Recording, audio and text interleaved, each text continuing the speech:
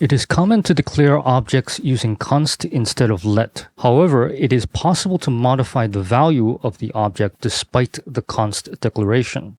The const does not prevent changing a variable's value.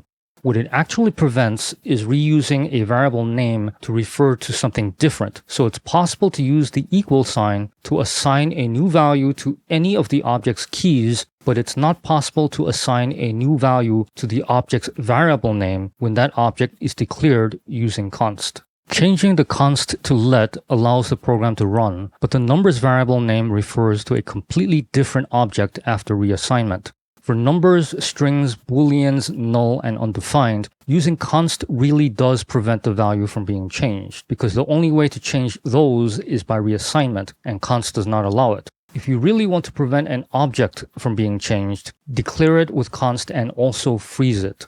The output still shows the initial value of the numbers object because freezing the object prevents modifying existing values, and it also prevents adding or removing any properties. Note that using let instead of const will still allow reassignment even if the object is frozen.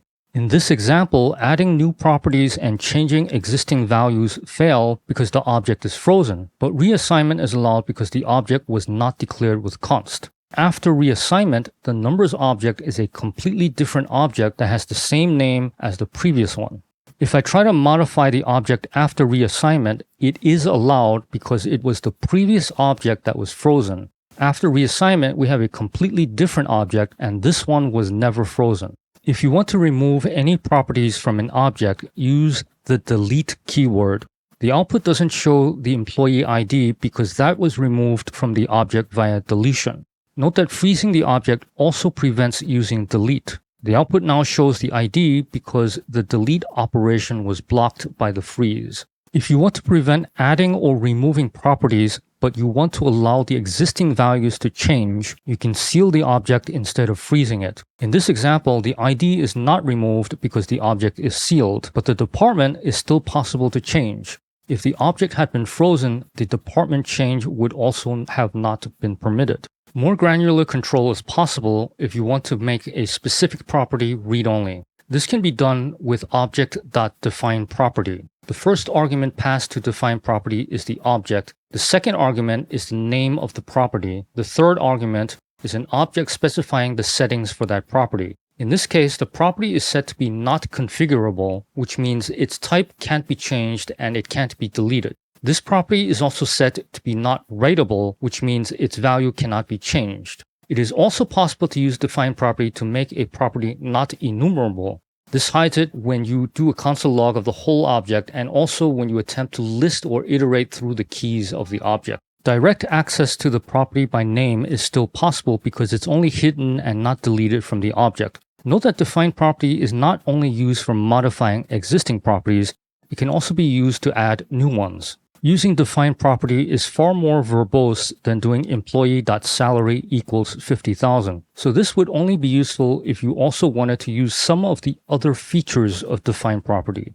In this case, the salary was added and also made non-configurable, so this property can have its value changed in the future, but the property cannot be deleted. There is also an alternative to defineProperty called defineProperties, which is used if you want to operate on more than one property in a single statement. This code makes the ID not configurable and not writable, and it also adds a new salary property with a value of 50,000 that is enumerable and not configurable. If your code adds or removes properties, it might not be immediately obvious which properties still exist on the object. One way to check if a property name exists is by using the in keyword. The first console log outputs true because there is a property named 2. After deleting this property, the second console log outputs false because that property no longer exists on the object. To see all of the property names, we can use Object.keys. The brackets surrounding the list of property names are present to indicate that this is a type of data structure known as an array. We will cover the topic of arrays in a future video. If you want to create a new variable which holds the value of a property contained in an object, you can use a shorthand syntax known as destructuring. The declaration and assignment of favorite number uses the traditional approach. Destructured assignment is used for unlucky number. On the left side of the equal sign, the variable name is surrounded by braces. The name of the new variable must be identical to the name of the property being destructured. On the right side of the equal sign, the object name is used, but the property name is not specified. It is also possible to destructure more than one value in a single statement. If you want the new variable to have an arbitrary name that isn't identical to the property's name, this can be achieved by using binding. In this code, special number is the new variable being created. The goal is to assign the value of favorite number to this new variable, but they have different names, so binding is used. The syntax for this is similar to regular destructuring, but a colon is used after the property name, and the colon is followed by the name of the new variable being created. It is possible to use binding on some, none, or all the items being destructured. In this example, binding is only used on favorite number, but unlucky number is also destructured in this statement without binding.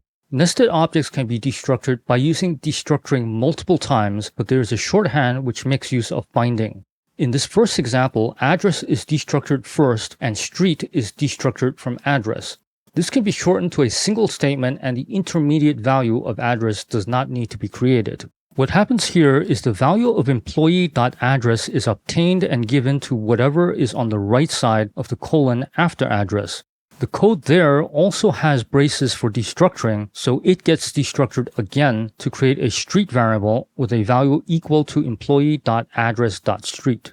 Objects can hold any type of values that regular variables can hold. We have already seen nested objects in the previous video, which are objects that have values that are also objects.